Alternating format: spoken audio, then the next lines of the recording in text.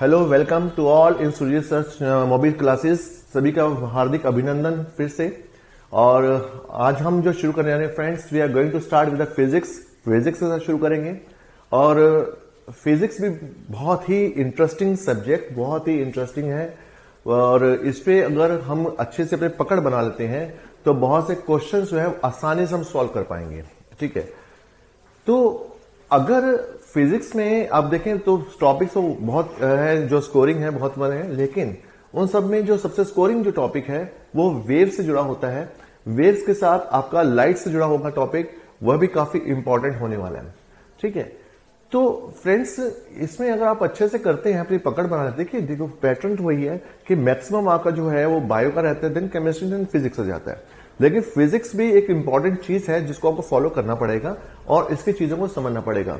Mainly जो questions आते हैं आपके जो नॉर्मल एग्जाम्स हैं, इनमें थ्योरेटिकल क्वेश्चंस बेसिस पे ज्यादा रहते हैं, थ्योरीज के ऊपर बेस्ड क्वेश्चन रहते हैं। ठीक है, कहीं जगह न्यूमेरिकल अप्रोच भी आता है, बट जो न्यूमेरिकल जो है वो भी इतने टफ नहीं होते हैं कि जब हम बहुत घबरा जाए कि ऐसे होगा। बहुत जनरल न्यूमेरिकल्स आते हैं। ठीक है, तो हम जो डिस्कस करेंगे इसमें सबसे पहले जो इंपॉर्टेंट टॉपिक है स्कोरिंग वन है, और ये कई एग्जाम्स से जुड़े हुए क्वेश्चंस रहते हैं।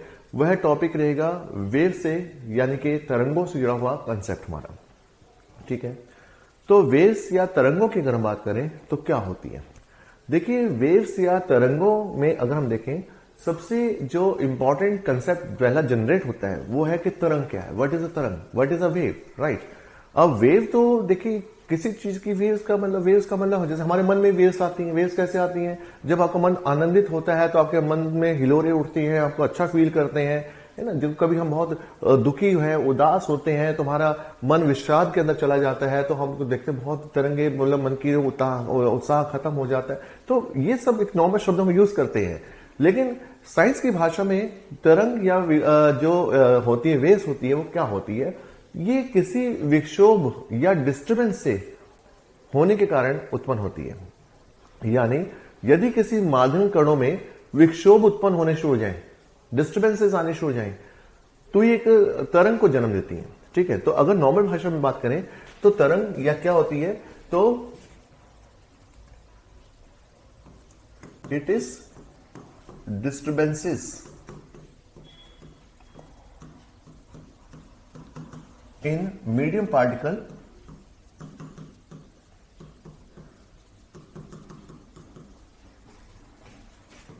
which originate a wave,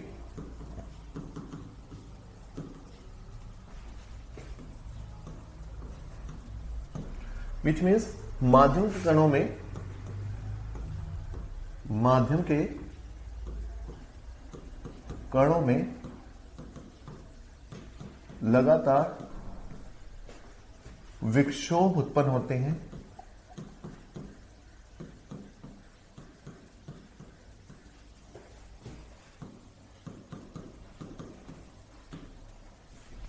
जो तरंग को जन्म देते हैं। ठीक है, तो माध्यम कणों में लगातार होने वाले विक्षोभ किसी तरंग को जन्म देते हैं। ये एक नॉर्मल कंसेप्ट है जो कि हम फील करते हैं। ठीक है, देखिए माध्यम कण जो होते हैं वो माध्यम या इसमें मीडियम अलग अलग प्रकार का होता है। सॉलिड है, लिक्विड है, गैस है, इस सब की चीजों में हम काउंट करते हैं। तो ये हमारे माध्यम है, और अगर इनके अंदर विक्षोभ, इसे जो पार्टिकल्स हैं, अगर इनमें डिस्टर्बेंसेस, कंपन शुरू हो जाते हैं आने, तो ऐसे कंपन से एक प्रकार के माध्यम कणों में विक्षोभ होगा और वो एक धीरे धीरे तरंग को ओरिजिनेट कर देंगे। और तरंग जो है it has its own energy, एक प्रकार की एनर्जी होती है इसके पास। ठीक है, तो क्वेश्चन जो है बहुत ध्यान से समझने वाला है कि तरंग है क्या। तो तरंग किसी मतलब विक्षोभ से उत्पन्न होने के कारण तरंग बनती है। ठीक है, माध्यम कणों में लगातार विक्षोभ होने से। दूसरा जो क्वेश्चन जनरेट होता है कि ये जो तरंगे हैं ये किस प्रकार की होती है, यानी कितने प्रकार की हैं ये, टाइप्स ऑफ वेव्स।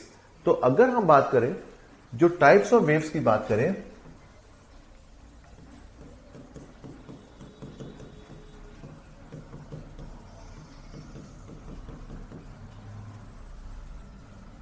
तो तरंगों की प्रकार की बात करें तो तरंगों के प्रकार फ्रेंड्स, दो प्रकार की तरंगे हैं, हम बांटते हैं इनको। Broadly can classify the waves into two parts. One is a mechanical waves,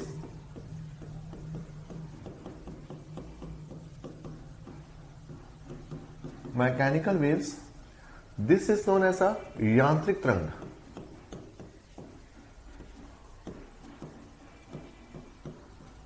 right, तो यांत्रिक तरंग। दूसरा जो है वो है नॉन मैकेनिकल वेव्स।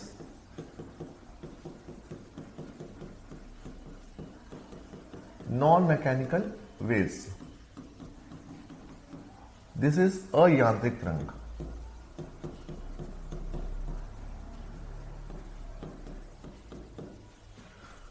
फ्रेंड्स, जो नॉन मैकेनिकल वेव्स है, अयांत्रिक तरंग है, इसको हम इलेक्ट्रोमैग्नेटिक वेव्स भी कह सकते हैं। Electromagnetic waves, this is called विद्युत चुंबकीय तरंग भी कहा जाता है। विद्युत चुंबकीय तरंग, राइट। इलेक्ट्रोमैग्नेटिक वेव्स या विद्युत चुंबकीय तरंग के नाम से भी इसको जाना जाता है। इसको हम मैक्सवेल वेव्स भी कहते हैं। मैक्सवेल वेव्स, ओके, इसको हम मैक्सवेल वेव्स के नाम से भी जानते हैं। यानी मैक्सवेल नाम का जो व्यक्ति है, उसने इसकी अवधारणा दी थी, इसका एक आइडिया दिया था, तो इसलिए इसको मैक्सवेल वेव के नाम से भी जाना जाता है। अब basically what's the difference between these two waves, इन दो वेव्स के अंदर अंतर क्या रहेगा? अंतर की बात करें, मैकेनिकल तरंग यानी यांत्रिक तरंग वह होती है which always needs a medium for its propagation, which always need a medium for its propagation.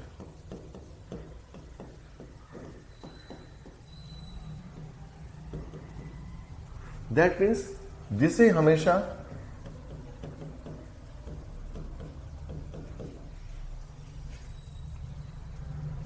गतिमान होने के लिए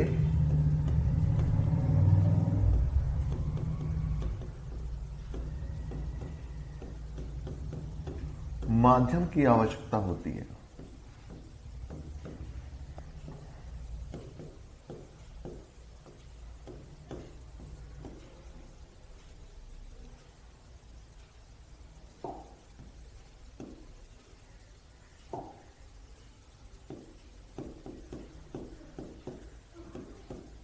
तो इसको हमेशा गतिमान होने के लिए माध्यम चाहिए, जबकि नॉन मैकेनिकल वेव्स होती हैं, दे doesn't need a medium for its propagation.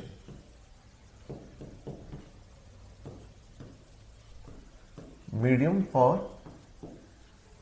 Propagation, तो ये दैट इज प्रोपेगेशन के लिए इनको माध्यम की आवश्यकता नहीं है। प्रोपेगेशंस, तो फ्रेंड्स इनको गतिमान होने के लिए माध्यम की आवश्यकता नहीं है। ये बिना माध्यम के भी गतिमान हो सकती हैं। They can even travel in vacuum, यानी ये निर्वात के अंदर भी गति कर सकती हैं। तो they can travel even in vacuum, यानी निर्वात में भी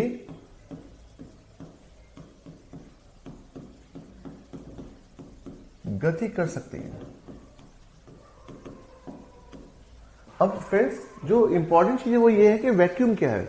vacuum, it is a place where air is absent, यानी कि ऐसी जगह जहां पे वायु भी ना हो, हवा भी ना हो। अब आप समझ सकते हैं कि वायु तो हर जगह है, ठीक है, हमारे आसपास जो सराउंडिंग में एयर सब जगह है। अब एयर के अंदर ही हम सब कुछ, जो हम बात कर रहे हैं, आप मेरी बात को समझ पा रहे हैं, मैं आपकी बात को समझ पाता हूं। कारण क्या है? कारण यह है कि हम सबके बीच में एयर है, right. Can not be seen with the naked eye, just we can feel the air, हम उसको फील करते हैं, we can inhale the air, ठीक है। अगर एयर ना होती हमारे बीच में तो what happened, we just see the lips movement, आपको सिर्फ लिप्स मूवमेंट दिखाई देता, we can not communicate with each other, हम आपस में कम्युनिकेट नहीं कर सकते थे। Got it. तो इसलिए वायु एक ऐसा है, माध्यम है जो कि हम सबके साथ प्रेजेंट है और वो हमारे लिए बहुत ही उपयोगी है। ठीक है, we can not survive with the air, right. Even communicate नहीं कर सकते, सांस तो मतलब जीवन ही नहीं है, सांस ही नहीं होगा तो कैसे जी पाएंगे, आप समझ पाएंगे इस बात को। उसी प्रकार लेकिन कुछ ऐसी जगह होती है जहां पर वायु भी नहीं होती है, राइट। जैसे अंतरिक्ष, हमारा जो स्पेस है उसमें एयर नहीं है, वहां पे कंप्लीट निर्वात, वहां पे वैक्यूम है। ठीक है, वहां पे वैक्यूम है। अब दैट इज, अब क्वेश्चन ये आता है कि अगर वैक्यूम तो एस्ट्रोनॉमर्स आपस में कैसे बात करते होंगे, राइट। बहुत इंपॉर्टेंट चीज माइंड में रखने वाली बात है कि अगर हम कहते हैं कि वहां पर वैक्यूम है, एयर नहीं है, तो how the astronaut communicate with each other, तो they have to use a wireless, उसमें wireless that means radio waves का इस्तेमाल करते हैं। वायरलेस नाम का इनका इंस्ट्रूमेंट होता है जिसमें रेडियो वेव्स का उपयोग होता है, और रेडियो वेव्स जो है is a kind of the non mechanical one. Non mechanical waves का ही एक टाइप है रेडियो वेव्स। तो और हमने बोला कि radio waves they can travel even in the vacuum, तो वैक्यूम यानी निर्वात, यानी अंतरिक्ष में निर्वात है, वहां पे गति कर सकते हैं। तो इसलिए जो एस्ट्रोनॉट्स है वो एक दूसरे को कम्युनिकेट करने के लिए रेडियो वेव सिग्नल्स का यूज करते हैं। इंपॉर्टेंट क्वेश्चन है ये, एग्जाम में आ चुका है। इट्स इंपॉर्टेंट पैटर्न के एस्ट्रोनॉट्स किस फॉर्म में यूज करते हैं आपस में, तो आपको इस माइंड में रखना पड़ेगा। Got it, right. तो ये भी आपका इंपॉर्टेंट जाएगा। अब आप देखें, हमने यहां पर देखा कि नॉन मैकेनिकल और मैकेनिकल दो प्रकार की तरंगों को हमने बांटा। ठीक है, ये दो तरंगों में हमने इसको बांट दिया। अब इन तरंगों का इस्तेमाल हम कहां करते हैं, एक चीज और समझिएगा। नॉन मैकेनिकल में भी कई बार क्वेश्चन, जो हम मैकेनिकल वेव्स हैं इसमें क्वेश्चन कई बार आता है। ठीक है, कि मैकेनिकल वेव्स के एग्जांपल्स में, मैकेनिकल वेव्स जो है इसमें अगर हम बात करें तो इसमें लाइक साउंड वेव्स इसी का एग्जांपल है। Canal rays, alpha rays, beta rays, right. तो ये कुछ एग्जांपल्स हैं जो कि मैकेनिकल वेव्स की श्रेणी में जाएंगे। ठीक है, तो क्वेश्चंस आ जाता है एग्जाम में कई बार कि cathode rays, canal rays, sound waves, ये किस प्रकार की वेव्स होती हैं, राइट। तो ये एक प्रकार के हमारे पास यांत्रिक तरंगे हैं, मैकेनिकल वेव्स होती हैं, राइट। जबकि हमारे पास नॉन मैकेनिकल में जो रेडियो वेव्स वगैरह है, लाइक रेडियो वेव्स हैं, एक्सरेज हैं, गामा रेज है, लाइट रेज हैं, ये कुछ एग्जांपल्स हैं जो कि नॉन मैकेनिकल कैटेगरीज में जाएंगे। अब फ्रेंड्स, बहुत बार एग्जाम में जो क्वेश्चन रहता है वो ये है कि इनका नाम लिख दिया जाता है और आपसे कहा जाता है कि कैटेगराइज कीजिए कि अल्फा रेस या बीटा रेस या वट एवर द रेस जो भी दे रखी होंगी, तो वो किस प्रकार के मैकेनिकल है या नॉन मैकेनिकल है, या which one is example of electromagnetic waves, या which one is example of Maxwell waves. ठीक है, ऐसे एग्जाम्पल्स आपको कई बार सिंपल ही क्वेश्चन जो है एग्जाम्पल पे दे देते हैं। ठीक है, जैसे पूछा जा सकता है, तो डिपेंड करता है एग्जामिनर के ऊपर। ठीक, तो आपको यह ध्यान देना है कि ये जो तरंगे हमने यहां पे लिखी है मैक्सवेल वेव्स के अंदर, ये वो तरंगे हैं जो कि आपके निर्वात में भी गतिमान है, और माध्यम हो तो भी गति करेंगे, माध्यम पे कोई इफेक्ट नहीं पड़ेगा। तो माध्यम है या नहीं है इसकी सेहत पे कोई असर नहीं आने वाला। जबकि हमारे पास जो मैकेनिकल वेव्स हैं, ये सिर्फ और सिर्फ इनको माध्यम की आवश्यकता होगी। अगर माध्यम इनके सामने नहीं है तो इनका गतिमान होना संभव नहीं है। Got it. तो ये डिफरेंस है आपका, इंपॉर्टेंट है, इसलिए इसको ध्यान से समझिएगा। देन अब हम आगे बढ़ते हैं, थोड़ा सा और आगे समझते हैं इन चीजों को। सबसे पहले हम बात करेंगे मैकेनिकल वेव्स के अंदर, थोड़ा सी चीजों को समझेंगे। मैकेनिकल वेव्स को थोड़ा और आगे बढ़ाते हैं।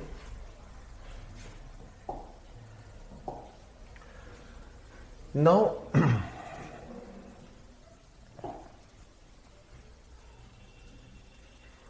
मैकेनिकल वेव्स में अगर हम बात करेंगे, सबसे पहले मैकेनिकल वेव्स में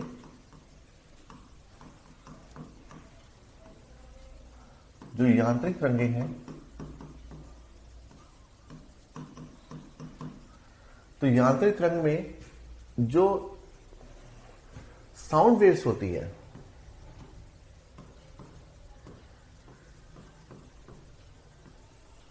साउंड वेव्स जिसको हम ध्वनि तरंग भी कहते हैं,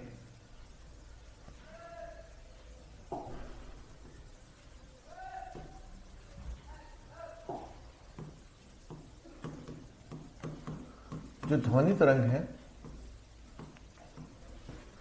ध्वनि तरंग में क्वेश्चन जो जनरेट होता है कि ये किस प्रकार के, इसके सब टाइप्स की बात करें तो एक प्रकार की ये लॉन्गिट्यूडिशनल वेव्स काउंट होगी। लॉन्गिट्यूडिशनल, दिस इज कॉल्ड अनुदैर्घ्य तरंग। अनुदैर्घ्य तरंग again is a very important question, बहुत बार एग्जाम में आया है कि ध्वनि तरंग किस प्रकार की तरंग है। तो इसका एग्जांपल ऑफ अनुदैर्घ्य, वैसे पूछा जाए कैसे है तो इट्स काइंड ऑफ मैकेनिकल, और डिपेंड करता है एग्जामिनर के ऊपर चॉइस मैकेनिकल लेके जा रहे हैं या नहीं।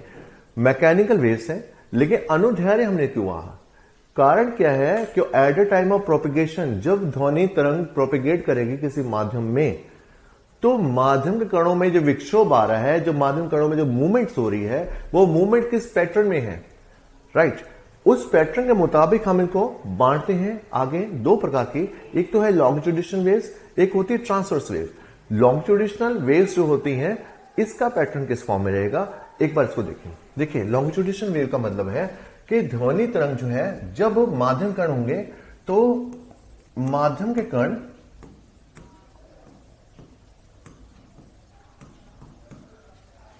तरंग की गति की दिशा के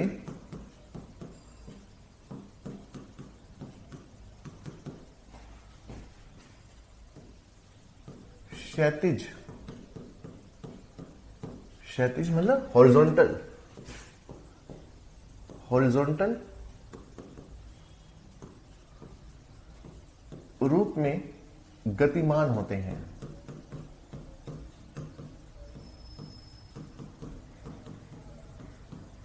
दैट इज माध्यम के कण, sorry,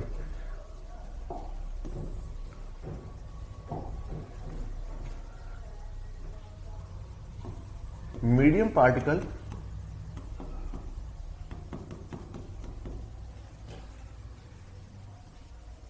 move horizontally along with the direction of wave propagation।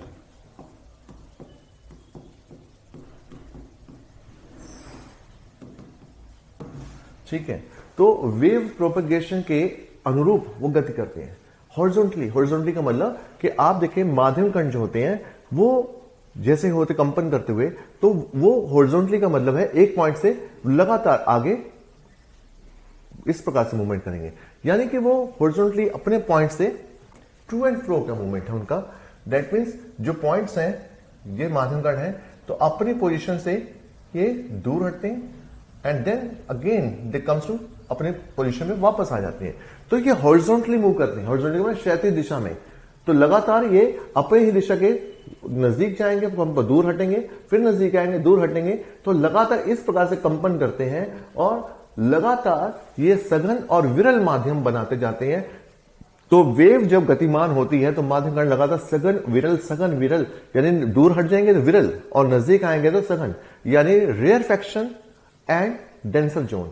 तो कंप्रेशन रेयरफैक्शन, कंप्रेशन रेयरफैक्शन, इस प्रकार के जोन्स बनाते हुए गतिमान होते हैं। ये क्वेश्चन भी इंपॉर्टेंट है एग्जामिनेशन पॉइंट ऑफ व्यू से। तो सबसे जो इंपॉर्टेंट फीचर है कि साउंड वेव्स में माध्यम कण गति कैसी है, तो ये हॉरिजॉन्टली होती है along with the direction of the propagation.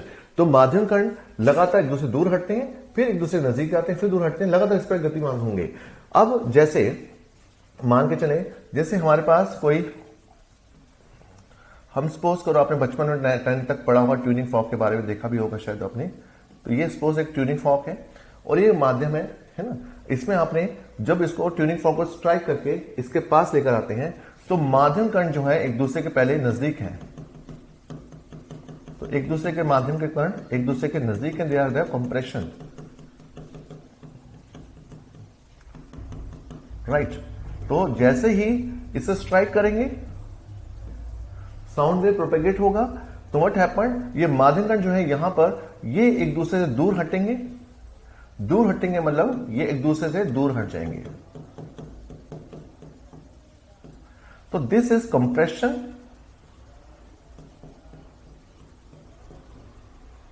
This is called सघन, और यहां पर ये रेयरफेक्शन यानी विरल। तो ये एक दूसरे दूर हट के विरल हो गया, और फिर जब एक दूसरे के नजदीक आते हैं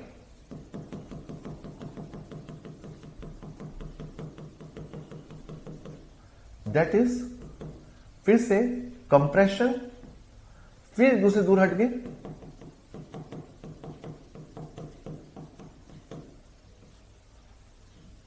दिस इज रेयरफेक्शन। तो C एंड R हमने शो कर दिया। C means compression, R means rarefaction. सघन विरल, सघन विरल, तो लगातार माध्यम कण जो है वो सघन विरल बनाते हुए मूव करेंगे।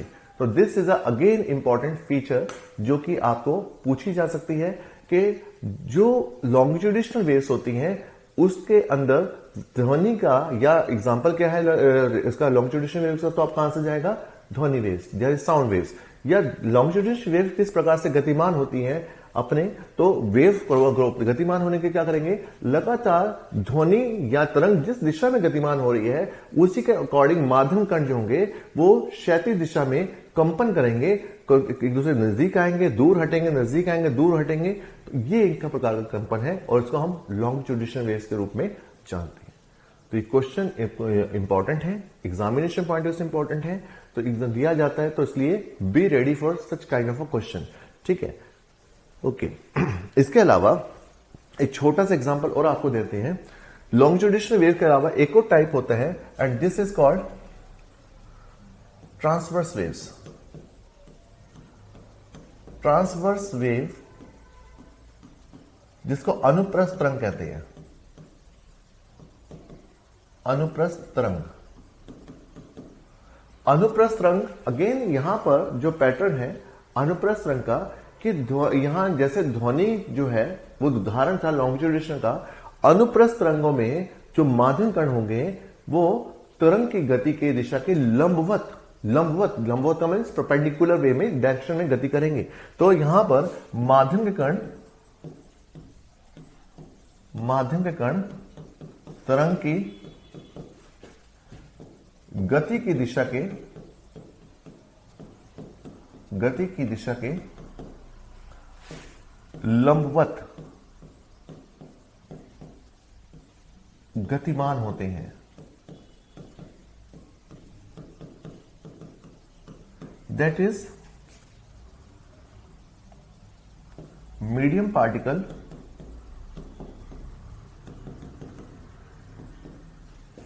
मूव perpendicularly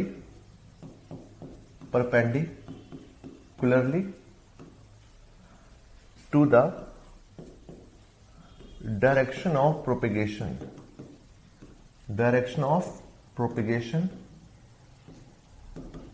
of wave,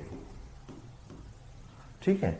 जैसे आप देखें जो माध्यम की, अगर सपोज करो कि तरंग इस दिशा में गतिमान हो रही है, राइट, अगर तरंग इस दिशा में गतिमान हो रही है तो जो माध्यम कण जो इसमें प्रेजेंट थे, तो माध्यम कण अपनी तरंग की गति की दिशा के लंबवत का मतलब परपेंडिकुलर, तो वो अप एंड डाउन्स मूवमेंट करेंगे। तो अप एंड डाउन्स का मूवमेंट हो रहा है इसका, तो such kind of wave is known as a transverse wave. तो आपने फ्रेंड्स पॉइंट को ध्यान से समझना है। ट्रांसवर्स वेव्स में माध्यम कण जो है वो तरंग की गति के लंबवत है। लंबवत का मतलब है परपेंडिकुलरली, परपेंडिकुलर मींस 90 डिग्री पे, तो लगातार इस प्रकार से गतिमान होते जाएंगे, ठीक है। तो ट्रांसवर्स वेव में इस प्रकार से गतिमान हो रहे हैं, जबकि हमारी जो लॉन्गिट्यूडिनल वेव्स के अंदर ध्वनि के जो कण होते हैं, माध्यम कण होते हैं, वो इस दिशा में गतिमान हो रहे हैं। तो ये हॉरिजॉन्टल वे में है और ये लंबवत यानी कि परपेंडिकुलर वे में है। That's a difference. तो क्वेश्चन अगर आपको एग्जाम में आता है तो ट्रांसवर्स वेव में क्या होता है, तो ट्रांसवर्स वेव में ध्वनि के कण या जो ट्रांसवर्स में माध्यम कण जो होते हैं वो वेव की गति की दिशा के लंबवत यानी परपेंडिकुलर होंगे, और जबकि लॉन्गिट्यूडिशन जो ट्रांसवर्स जो हमारे पास लॉन्गिट्यूडिशन वेव्स हैं उसके अंदर वो हॉरिजॉन्टल वे में गतिमान होंगे। अब एग्जांपल की बात करें तो ट्रांसवर्स वेव्स के एग्जांपल में जो लाइट रेस हैं, लाइट रेस भी इसी में आएंगी, यानी जो हमने नॉन मैकेनिकल वेव्स में लाइट रेस पढ़ रहे हैं, तो लाइट रेस भी जब गतिमान होती हैं, प्रकाश की किरणें, तो वो भी ट्रांसवर्स वेव के रूप में गतिमान होती हैं। तो ट्रांसवर्स वेव के रूप में गतिमान होती हैं। तो ये क्वेश्चन भी इंपॉर्टेंट है कि लाइट रेस में किस प्रकार की तरंग है, तो काइंड ऑफ ट्रांसवर्स। वैसे कैसी है? Non mechanical one. तो नॉन मैकेनिकल है लेकिन गतिमान होने के लिए ट्रांसवर्स का नेचर अपनाती है, क्योंकि आपको मालूम है लाइट जो है वो स्पेस से होती हुई आती है, और स्पेस में देयर इज अ वैक्यूम, वहां पे कोई भी माध्यम नहीं है। तो लेकिन वहां से होते हुए when it enters into the earth atmosphere, तो यहां पर माध्यम है, राइट। तो यहां पे माध्यम है, और माध्यम यानी कि एयर भी है, पार्टिकल्स भी है, बहुत छोटे छोटे महीन कण होते हैं वायुमंडल के अंदर।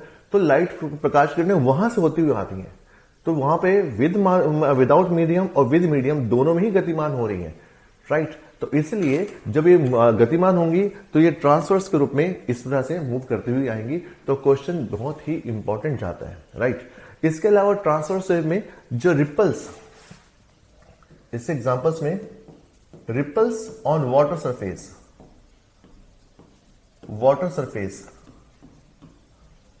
तो आपने देखे होंगे जल तरंग, पानी की सतह के ऊपर रिपल्स बनते हैं, है ना। रिपल्स आपने देखे होंगे, जैसे पानी पे अगर आपने स्टोन फेंका होगा, पानी पे यदि आप स्टोन फेंके तो स्टोन फेंकते ही आपने देखा पानी के सरफेस के ऊपर ये छोटे छोटे घेरे बनने शुरू हो जाते हैं,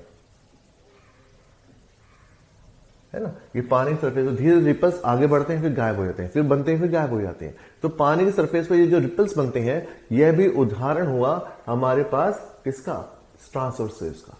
तो ट्रांसवर्स वेव्स के एग्जांपल्स में यह भी काउंट होता है, और एग्जाम में ये क्वेश्चन भी कई पैटर्न में दिया गया है कि ट्रांसवर्स वेव का उदाहरण, तो जल की सतह पे बनने वाली तरंगे जो होती हैं वो उदाहरण है हमारे पास किसका?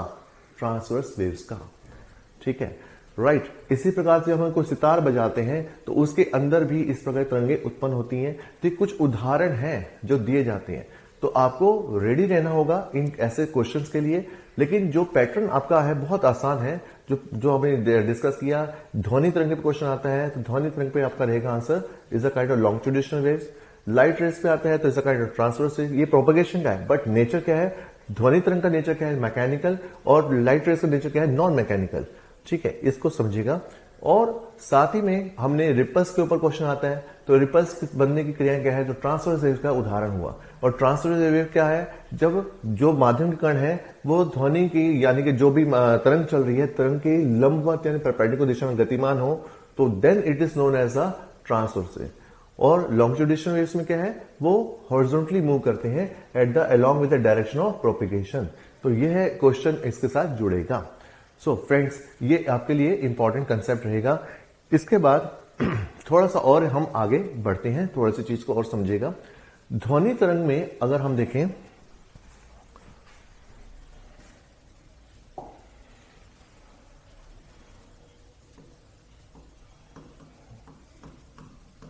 ध्वनि तरंग यानी जो साउंड वेव है, ठीक है, ध्वनि तरंग या साउंड वेव पे कई बार क्वेश्चन जनरेट होता है, राइट। ध्वनि तरंग या साउंड वेव में क्वेश्चन किस प्रकार का है?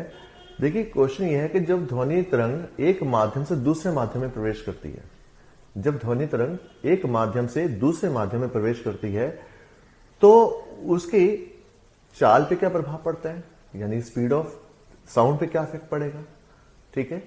या उसके अंदर हम बात करें कि उसकी जो वी कैन से दैट, उसकी अगर क्वेश्चन आता है when it move from one medium to another medium, then its speed change, ठीक है। तो हम इसकी या दूसरे शब्दों में देखें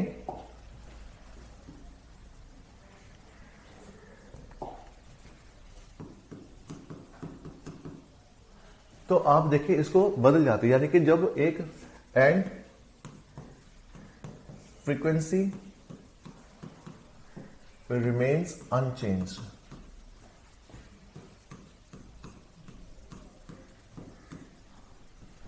यानी जब ध्वनि तरंग एक माध्यम से दूसरे माध्यम में प्रवेश करती है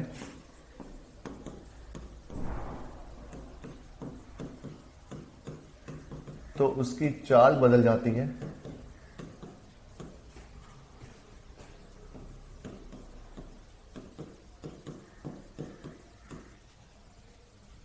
परंतु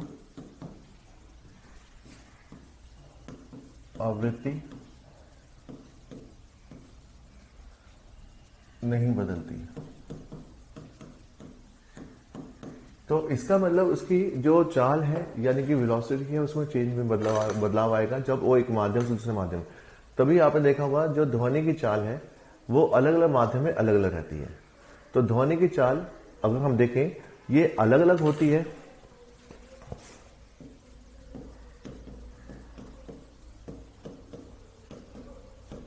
जो ध्वनि की चाल है स्पीड ऑफ साउंड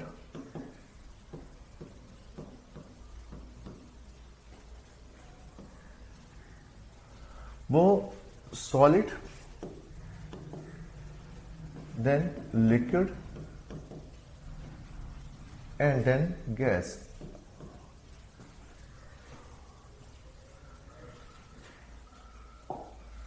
इसको आप स्पीड ही कर लीजिए, कंफ्यूज हो जाएंगे। अब आप देखें जो ध्वनि की चाल है वो अलग अलग है स्पीड ऑफ साउंड का। सॉलिड में जो स्पीड ऑफ साउंड है वो मैक्सिमम होगी, लिक्विड के अंदर ऑप्टिमम है और गैस में सबसे कम है। तो ध्वनि की चाल गैस में सबसे कम होगी,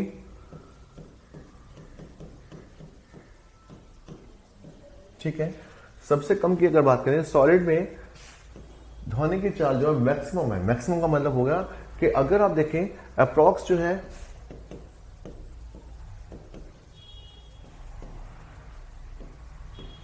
तो 5000 मीटर पर सेकंड अप्रॉक्स लेके चलते हैं, क्योंकि अलग अलग माध्यम होते हैं, है। ध्वनि का अगर सॉलिड बोल दिया तो सॉलिड में भी अलग अलग टाइप की है अकॉर्डिंग टू डेंसिटी ऑफ जो हमारे पास होती है।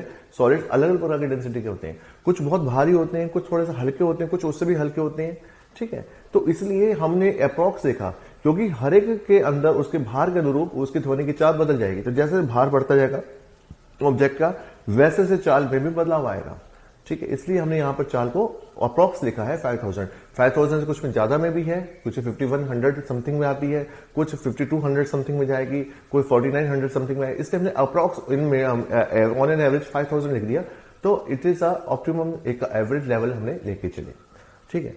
जैसे कि एग्जांपल के लिए देते हैं, उदाहरण के लिए आप देखें कि लोहा है, एक लोहे का दरवाजा है और एक वुडन गेट है, ठीक है। दोनों हमारे पास है, बट दोनों ही अगर इनकी वैसे हम देखें कि जो स्थिति है फिजिकल स्टेट है both are the solid in nature. लेकिन लोहे के गेट को आप नॉक करते हैं तो उसके अंदर साउंड तीव्र आएगा, लेकिन वुडन वाले में साउंड स्लो आएगा। तो दैट मीन्स डिफरेंस क्या है कि वुडन वाले में जो स्पीड ऑफ साउंड है वो हल्की है, यानी स्पीड ऑफ साउंड कम हो जाती है, और लोहे के या स्टील के दरवाजे के अंदर जो साउंड है वो ज्यादा हो जाती है। इसका मतलब यह है कि सॉलिड के अंदर स्पीड ज्यादा है लेकिन वुडन वाले में कम है। Both are the solid in nature. Similarly अगर आप देखें थर्मोकोल है, वो भी टाइप का सॉलिड ऑब्जेक्ट है देखने में उसका, लेकिन उसके अंदर उसको आप हैमर स्ट्राइक करते हैं तो उसके अंदर साउंड हल्का आएगा। प्लास्टिक है, उसके अंदर आप दोनों, वो भी सॉलिड है एक प्रकार का, लेकिन उसको जब स्ट्राइक करें तो साउंड आपका हल्का आएगा।